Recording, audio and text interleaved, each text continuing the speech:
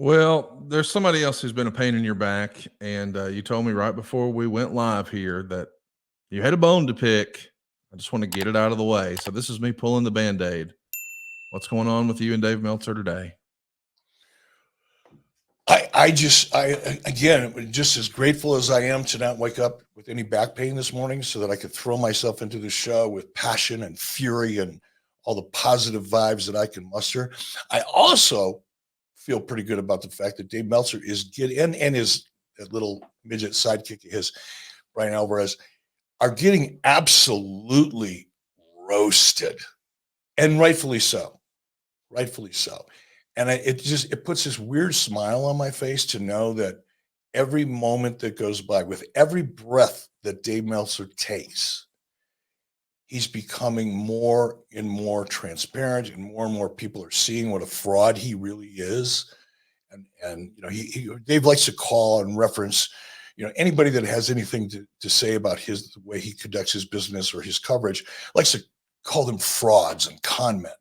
If there is anybody on the periphery of the wrestling business, because Dave has never been in the wrestling business, he's just a goofy fan with a dirt sheet. But every breath he takes, more and more people are realizing just what a fraud he is and what a con man he is by just being Dave Meltzer and putting shit out there that's not true, that has an impact on people's families, that makes no sense whatsoever, and just makes him look dumber than a fucking bag of hair every time he does it. And I'm here for it. I'm here for every moment of it. And I encourage people, when you see dumb shit that Dave puts out there, and I'm encouraging people, flood the social media, flood internet with it, flood X, Facebook, let the world know what a fraud and a con man this guy is, and save your fellow wrestling fans $15 a month. Truly. Yeah, they did just do a price increase. I think it's the first one in a long time. It's $15 now. That's fucking crazy. Buy a roll of toilet paper, wipe your ass, flush it. You're ahead of the game. I know that you don't consider him a credible news source. I do still value his opinion, but I have to admit he did get that McAfee story this wrong. Is that what's got a burr under your saddle this morning? No, that made me laugh. Okay. That just put it. I mean, it just exposes Dave Meltzer and Brian Alvarez for the complete fucking con men frauds that they really are. They spend so much time accusing other people of being frauds and con men. You talk about projection. For the love of God, this should be a psychology course following the mind of Dave Meltzer. It's just ridiculous. But I think it's funny. But it's just another example of how fucking wrong he can be. He talks about he's got friends in WWE. Probably the lowest level people that can get a security pass to get in the door, perhaps. Or if there are people at the top, people that have serious stroke in WWE, they're feeding him bullshit to watch him churn and burn himself. I mean, it's been going on for years. It's hilarious, but he continues to try to convince people that he's got more friends in WWE than he has in AEW. Whatever, dude. It's fun. It's my idea of fun. I guess what happens when you live out in the middle of nowhere with just me, my wife, and my dog. It's the little things that make me smile. Well, listen, you had a lot to smile about this past weekend. A mutual friend of ours, Cyrus Fees, is a big part of what they're doing over at Bare Knuckle Fighting Championships or Championship Fighting. And I hooked you guys up, and you liked the idea so much, you actually went to check out a live event. I did. Tell us what your experience was like seeing some Bare Knuckle up close from Triller TV. First of all, shout out to Cyrus and Dave Feldman, who's the owner of Bare Knuckle Fighting Championships. Super guy, just down to earth, unpretentious, smart, and completely committed to Bare Knuckle Fighting Championships. I knew a little bit about Bare Knuckle Fighting Championships. Obviously, I had heard about it. I think I may have come across a clip or two, but it was not really on my radar until you and I spoke, and I connected with Cyrus. And when I got there, met with everybody. Fighters are great. Met a lot of the fighters. super, super classy group of people, the ones that I dealt with. Chris Lytle was there. Got to hang out with him for a little bit. Super guy, loved him. He was really interesting cat to talk to. Been around in the UFC and bare knuckle fighting champion. Just a smart, great athlete. Enjoyed it. Big personality as well. But I kept hearing about all this. Everybody kept telling me, man, I know you're excited about it. I know you're interested in it, but wait till you see it. And I'm not acknowledging that, of course. But I'm thinking, well, I've seen a lot of good fights. I'm sure I'll be happy and impressed, but come on, I've seen a lot of good shit. Right. I walked away going, okay, now I get it. It's really fun. It's a great, great fun. Here's some action shots from them. The fighters are absolutely in great condition. They're very skilled. A lot of the look at that hook. Look at that. That right there. Look at where the left hand is. Yep. That to me is one of the most impressive boxing shots or fighting shots I've seen. Look at that left hook. It's absolutely perfect.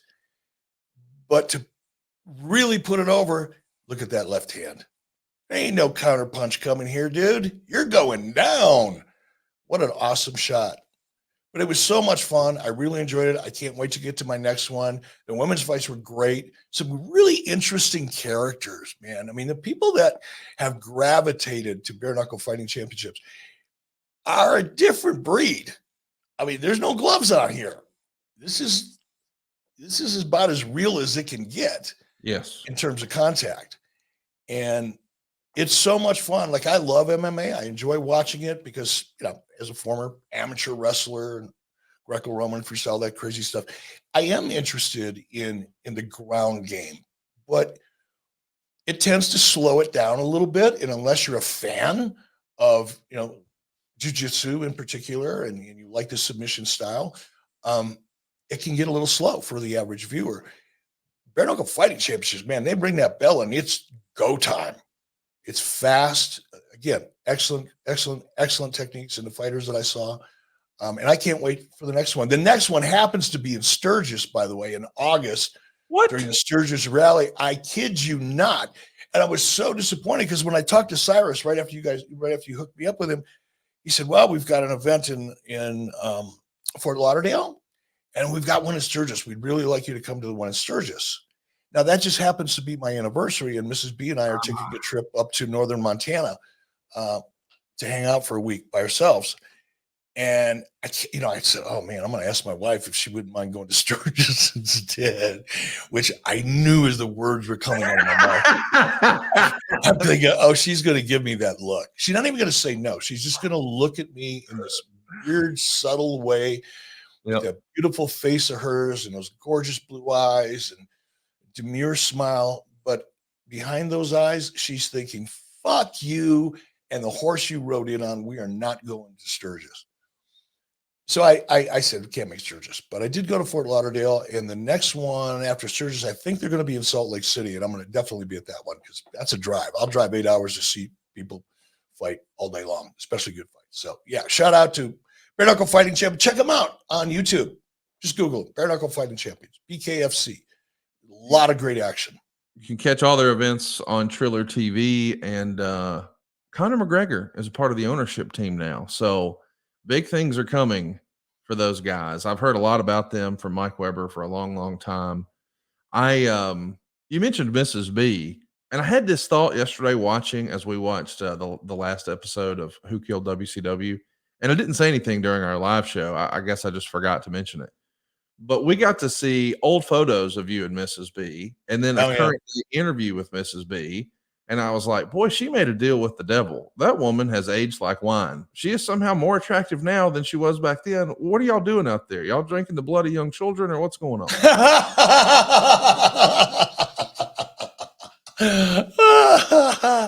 No, man. I mean, first of all, she's just blessed genetically.